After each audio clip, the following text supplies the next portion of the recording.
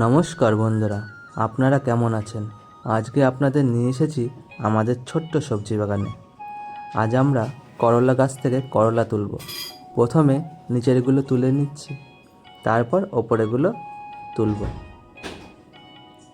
ওপরেগুলো তুলতে আবার চেয়ারও আনতে হবে, আবার লগাও লাগবে। আগে নিচেরগুলো তুলে নিই, তারপরে ওপরেগুলো তুলব।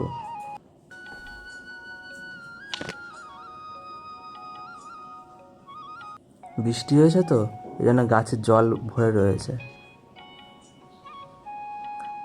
দেখুন করলার সাইজগুলো কত বড় বড় হয়েছে।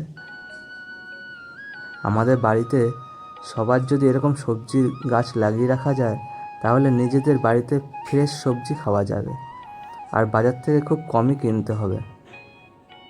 আপনারা যারা পারবেন 2-1টা করে সবজি গাছ লাগাবেন বাড়িতে নিজেদের খাওয়ার জন্য।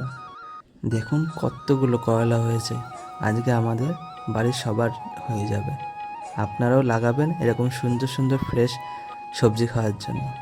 আর এই পাশে দেখুন আমাদের কত লেবু গাছ হয়েছে, আর লেবুগুলো এত সুন্দর গন্ধরাজ লেবু গাছ।